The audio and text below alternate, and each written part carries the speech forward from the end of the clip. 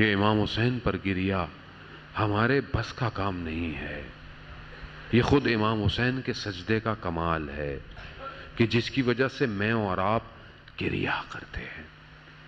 خوب یہاں پر یہ بہت ضروری ہے کہ ہم، کیونکہ بہرحال آج پہلا دن ہے، مقدماتی گفتگو ہے، ہم یہ سمجھیں کہ یہ عزاداری اتنی مہم ہے، اتنی امپورٹنٹ ہے، اتنا کچھ دے سکتی ہے اور دے رہی ہے، تو کیا دشمن خاموش بیٹھا رہے گا؟ کیا دشمن عزاداری کو ڈسٹرب نہیں کرے گا؟ یہ کیسے ہو سکتا ہے؟ کیسے ہو سکتا ہے؟ قرآن کہہ رہا ہے تمہارا سخت ترین دشمن ابلیس ہے، اور یہ ابلیس کا کارنامہ تھا کہ رسول خدا کو گئے ہوئے کتنے دن ہوئے، اور یزید جو ہے وہ آ کے بیٹھ گیا، رسول سو کالڈ تخت پہ بیٹھا تھا، امام سجاد نے اسے ممبر بھی نہیں کہا، اسے لکڑی کا ٹکڑا کہا جس پہ یزید بیٹھا ہوا ہے، مگر کتنا کام کیا کہ چند سالوں میں یزید اس جگہ پر آ گیا۔ اس کا مطلب ہے دشمن نے پیپر ورک کیا تھا، کام کیا، اسٹریٹجی یوز کی ہے، بندے خریدے، نفوذ کیا، وہ یہ نظام ہے۔ خوب اگر آپ اس کو نہیں سمجھیں گے تو پھر ہم خدا نہ خواستہ کوفہ کی طرح امام کو بلائیں اور خود نہ جائیں۔ دیکھیں تاریخ جو ہے وہ صرف سن کے چلے جانے کا نام نہیں ہے، تاریخ عبرت لینے کا نام ہے۔ مولا متقیان نے خود فرمایا تاریخ کا مطالعہ کرو، تاریخ میں خود اپنے آپ کو ہر دور میں دیکھ رہا ہوں جب امام کہتے ہیں جب تاریخ کا مطالعہ۔ دشمن نے کیا کیا اس ٹائم؟ کیا ایسا کام کیا کہ صحابی جو کھڑے ہوئے ہیں وہ رسول کے نواسے کو بھول گئے؟ کچھ تو کیا۔ اور آج کیا سمجھتے ہیں؟ وہ دشمن خاموش بیٹھا ہوا ہے، یہ شیطان مر گیا، سو گیا، شیطان نے بولا نہیں اب میں نے کچھ نہیں کرنا، اس نے تو وقت معلوم تک کا خدا نے اس کو اجازت دی ہوئی ہے، وہ کرے گا۔ وہ اپنی اسٹریٹجی بنا رہا ہے اور اپنی اسٹریٹجی پہ عمل کر رہا ہے، مگر ہمیں بھی ائمہ اسٹریٹجیز دے گئے۔ اب اس نے پوری کوشش کی ہر دور میں ان کو ختم کرو، ان کے ذکر کو ختم کرو، اور آپ کے سامنے تاریخ۔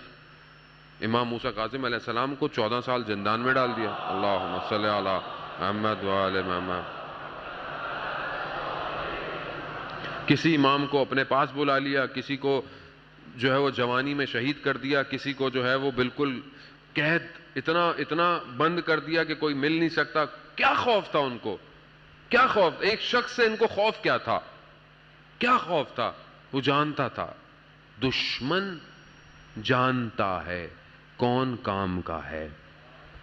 یہ غفلت میں مت رہیے گا آپ، دشمن جانتا ہے کہ کون شخص کیسا ہے، دشمن اسی کو ہٹ کرتا ہے۔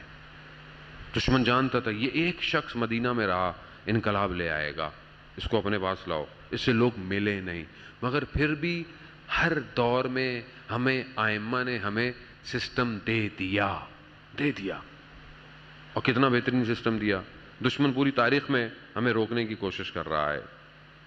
امام کیا فرماتے ہیں کہ جب تمہاری خوشیاں ہوں تو تم ہمیں یاد کرنا، جب تمہارا کوئی مر جائے تو بھی ہمیں یاد کرنا، گویا اب زندگی کے قدم قدم پر دشمن تمہارے پر جتنی کوشش کرے گا تم ہمیں بھول نہیں سکتے۔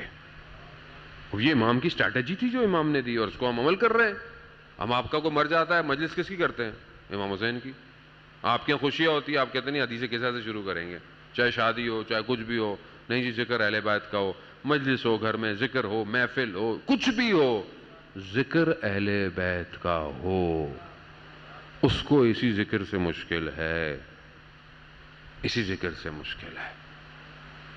اس کو اس وقت بھی علی سے مشکل تھی، اس کو آج بھی علی سے مشکل ہے، اس کو ایک ہی مشکل ہے۔ انہیں مسئلہ کیا تھا؟ کیا مسئلہ تھا؟ سب پتا تھا، سب جانتے تھے، سب مانتے تھے، کیوں کیا؟ امام حسین علیہ السلام جانتے تھے یہ بغض علی میں مجھے مار رہے ہیں، انہیں علی سے بغض ہے۔ کیوں بغض ہے علی سے؟ کیا کیا ہے علی نے؟ ضروری نہیں ہے دشمن کچھ آپ چوٹ پہنچائیں تو وہ کچھ کرے، مگر حضرت آدم نے ابلیس کا کچھ بگاڑا تھا؟ ابھی تو خدا نے خلق کیا تھا، ابھی تو حضرت آدم نے کچھ کیا بھی نہیں تھا، کیوں دشمنی کی یزید نے، ابلیس نے حضرت آدم سے؟ اس کا مطلب ہے دشمن اسے کہتے ہیں جس کے مفاد کو کسی وجود سے خطرہ محسوس ہو۔ آپ کے وجود سے کس کو خطرہ ہے؟ اہل بیت کے ذکر سے کس کو خطرہ ہے؟ حسینیت کے پرچار سے کس کو خطرہ ہے؟ دشمن شناسی مہم ہے۔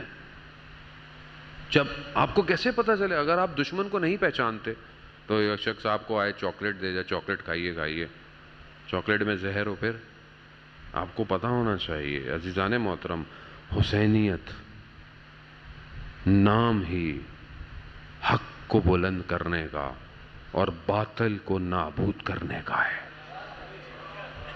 اگر آپ حسین کا ذکر کر رہے ہیں اور اگر آپ وقت کے باطل کو للکار نہ پائے، پہچان نہ پائے، تو پھر کس حق کو پہچانا ہم نے؟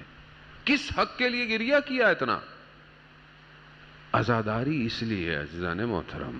اور دشمن کیا کرتا ہے؟ دشمن کی پوری کوشش ہوتی ہے جیسے ہی مجلس ماتم محرم شروع ہو کوئی نہ کوئی چیزیں چلائے۔ تو یاد رکھیں، میں بہرحال تکرار کرتا رہوں گا ہر جگہ بھی کہ دیکھیں، آنکھیں کھول کے بابصیرت ہو کر یہ محرم گزاریے گا۔ دشمن پوری پلاننگ میں لگا ہوا ہے۔ ابھی چند دنوں میں کوئی پروپیگنڈا آئے گا، کسی مولانا کی ویڈیو آئے گی، کسی نوحہ خان کا نوحہ آئے گا جو آپ کو لگے گا گانے کی طرز پہ ہے، کسی ذاکر کی کوئی بات آئے گی، اور پھر ہوگا کیا؟ ہم اس ویڈیو کو پھیلاتے رہیں گے، دیکھو یہ کیا کیا، دیکھو یہ کیا کیا۔ گھر میں اجڑی ہوئی ماں اپنے بیٹے کے لاشے کو لے کر بیٹھی ہوئی ہے اور ہم لوگ ویڈیو کو فارورڈ کرتے رہیں گے۔ محرم گزر جائے گا، میرا آپ کا کچھ نہیں بگڑے گا، بگڑا تو ان کا جن کا گھر اجڑا ہے۔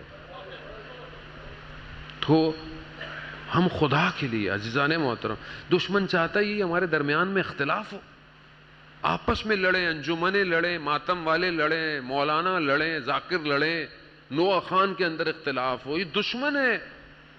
اگر کسی سے کوئی غلطی ہو جاتی ہے تو آپ درگزر کیجئے، کیا فرق پڑتا ہے؟ کوئی چیز بن گئی، نکل کے جانے دیجئے، ختم۔ نہ سنیں بھئی، نہ سنیں۔ آپ کیوں سنتے ہیں؟ اور نہ سنیں، چھوڑ دیں، اور چیز سن لیں۔ ہم خود فارورڈ کرتے ہیں۔ بناتا کوئی، یاد رکھیے گا، بناتا دشمن ہے، بناتا دشمن ہے، بھیجتا آپ کے میرے پاس ہے، ہم لوگ مزے لیتے ہیں۔ پھر خود بصیرت کا مظاہرہ کریں، عہد کریں اپنے آپ سے کہ ہم کوئی ایسی چیز، کوئی ایسا میسج، کوئی چیز فارورڈ نہیں کریں گے اس محرم کے اندر جو ہمارے تشیع میں اختلاف کا باعث بن رہی ہو۔ اگر کوئی معاملہ ہے تو ہم بعد میں محرم کے بعد دیکھ لیں گے۔ اگر کوئی چیز غلط کسی نے کی ہے، خوب صاحبان علماء ہیں، بڑے بزرگان ہیں، بات کر سکتے ہیں کہ قبلہ آپ نے یہ بات مناسب نہیں کی۔ ہم آپ سے کہتے ہیں ہر آدمی مجتہد نہ بنے، ہر آدمی فتوے نہ دے، ہر آدمی کھڑا ہو جاتا ہے۔ ہم تحفظ عزاداری والے، یہ کہ بھائی آپ کون ہیں تحفظ والے؟ آپ تھے کہاں پہلے؟ سب جو بچے بیٹھے ہیں اچھی طرح جانتے ہیں، سب یہ مارکیٹنگ اسٹریٹجیز ہیں سوشل میڈیا پہ، فالو شپ کو بڑھانے کے لیے، ریٹنگ کو انہینس کرنے کے لیے، سستی شہرت کے لیے۔ سستی شہرت، کیا فائدہ ایسی شہرت کا؟ اگر مشہور ہونا ہے تو پھر اس عالم میں مشہور ہو جہاں پر ہر وقت ذکر الہی ہو رہا ہے۔ بھائی وہاں مشہور ہو کہ جہاں پر ملائکہ بھی تمہیں سنے،